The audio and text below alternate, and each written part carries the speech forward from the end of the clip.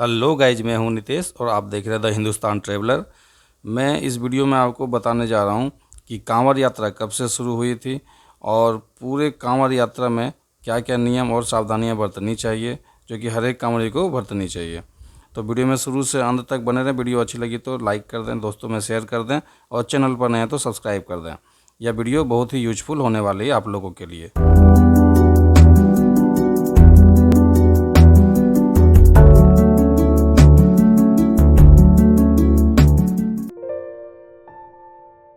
आइए दोस्तों, जान लेते हैं कि सबसे पहले कि कांवड़ में जो जल भरा जाता है, जो चढ़ाया जाता है, वो कहाँ कहाँ से उठाया जा सकता है।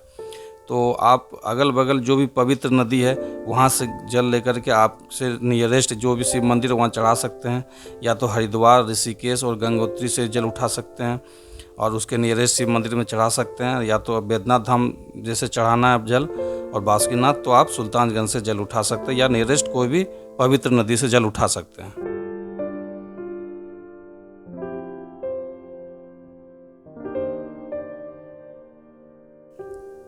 आइए दोस्तों, अब जान लेते हैं कि कांवड़ यात्रा की शुरुआत कब की थी और किसने की थी। तो इसकी एक मान्यता है कि इसकी जो शुरुआत की थी, कांवड़ यात्रा की जो शुरुआत की थी, वो भगवान परशुराम ने की थी। भगवान परशुराम ने गढ़मुक्तेश्वर से गंगा जल लेकर पूरा महादेव के मंदिर पर चढ़ाया था। उस समय भी श्रावण मास ही चल रहा था, तो इसके बाद से ही कांवड़ यात्रा शुरू हुई। दूसरी जो मान्यता है गाइज, वो समुद्र मंथन से जुड़ी हुई है। समुद्र मंथन भी श्रावण मास में ही हुआ था और उससे जो विष निकला था उसे भगवान शिव जी ने पी लिया था, जिससे उनका जो गला है वो नीला हो गया था और इसीलिए उनको नीलकंठ महादेव भी कहा जाता है। तो विष की गर्मी को शांत करने के लिए देवी देवताओं ने बहुत सी नदियों को जल ला करके भगवान शिव पर चढ़ाया था, जो कि श्रावण मास में ही चढ़ाया था। और इसी के साथ कांवड़ लेकर भगवान शिव को अर्पित करने की परंपरा भी शुरू हुई। और तीसरी मान्यता के अनुसार सबसे पहले त्रेता युग में श्रवण कुमार ने श्रावण मास में ही अपने माता पिता की इच्छा पूरी करने के लिए कांवड़ यात्रा की शुरुआत की थी। वे माता पिता को कांवड़ में बिठा करके हरिद्वार ले गए थे। वहाँ उन्होंने माता पिता को क्या किया कि गंगा में स्नान करवाया और लौटते समय श्रवण कुमार गंगा जल लेकर आए थे, जिसे उन्होंने माता पिता के साथ शिवलिंग पर चढ़ाया था। और तब से भी यात्रा की शुरुआत हुई है जैसा माना जाता है।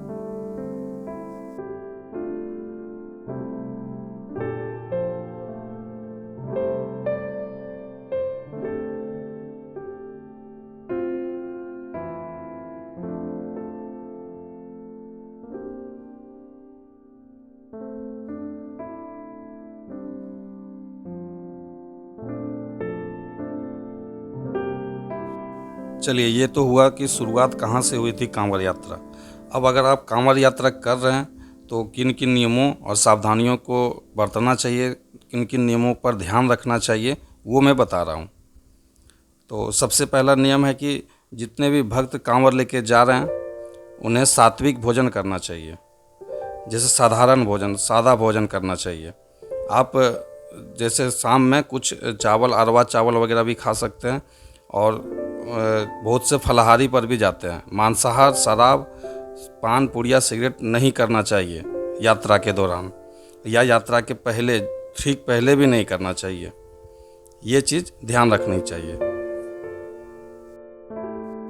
और दूसरा नियम यह भी है कि जिस मंदिर के लिए आपने अभिषेक किया है, जल को संकल्प करवाया है, वहाँ पर आपको नंगे पांव भी चलकर जाना चाहिए और उसी मंदिर में जाके जल चढ़ाना चाहिए।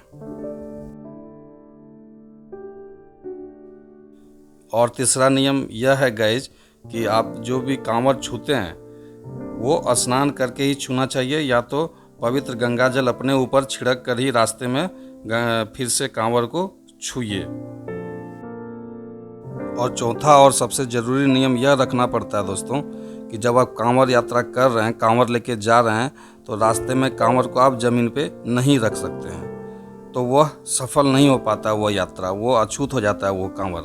आप जब भी विश्राम कर रहे हैं या खा पी रहे हैं तो कांवड़ को, कांवड़ स्टैंड बना हुआ रहता है रास्ते में, वहाँ पे रखें, नहीं तो पेड़ पे लटका दें और उसके बाद पवित्र गंगा जल छिड़क करके फिर कांवड़ को ही उठाएं। तभी वो यात्रा सफल मानी जाती है, वह गंगा जल शुद्ध माना जाता है और जो जाके आगे जाकर के बाबा पे चढ़ा जाता है। एक और नियम भी होता है गाइस, जो कि बहुत खास होता है कि यात्रा के दौरान आप न तो कंघी, तेल, साबुन ये सब आप इस्तेमाल नहीं कर सकते, यूज नहीं कर सकते हैं। ये भी एक नियम में शामिल है। और साथ ही कहा जाता है कि आप यात्रा कर रहे हैं तो रास्ते में या कहीं भी चारपाई पर भी नहीं बैठ सकते हैं। यह भी एक नियम का पालन करना पड़ता है, जैसा कि माना जाता है। चलिए दोस्तों, ये जितने भी बातें मैंने बताई वो था कांवड़ यात्रा के दौरान, या कांवड़ यात्रा कहाँ से शुरू हुई थी वो मैंने बताया, और जितने भी नियम है वो बताया। अब जब आप कांवड़ लेकर के पहुंच चुके हैं, जिस भी मंदिर में आपको जल चढ़ाना है वहाँ पे आप पहुंच चुके हैं और चढ़ा लिए जल तो ठीक है। अगर आप लाइन में लगे हैं तो वहाँ भी सावधानी बरतिए, शांति से और शांतिपूर्वक चलिए, जिससे कि आप सुविधापूर्वक जल चढ़ा सकें। ये भी एक ज़रूरी बातें हैं जो आपको ध्यान में रखनी है, क्योंकि आप अगर शांति से और धैर्य रख के जल नहीं चढ़ाइएगा तो प्रॉब्लम आप ही को होगी और आप ही अच्छे से जलार्पण नहीं कर पाइएगा। यह जो बात मैंने बताई अभी, ये सब जगह लागू होता है। जितने भी मंदिर में आप जल चढ़ा रहे हैं श्रावण महीने में, वहाँ पे भीड़ रहती है। तो ये चीज़ आपको ध्यान में रखनी है कि लाइन जब भी लगे तो वहाँ पे आप शांति बनाए रखें और धीरे धीरे अपने लाइन को आगे बढ़ते जाएं और जलार्पण करते जाएं। यह बहुत ही ज़रूरी है गाइस। चलिए मिलते हैं अगले वीडियो में अगले अपडेट्स के साथ। अगली वीडियो जो रहेगी वो गोड़ियारी की रहेगी, तो देखना नहीं भूलें। तो मिलते हैं, तब तक के लिए जय बाबा वैद्यनाथ, जय हिंदुस्तान।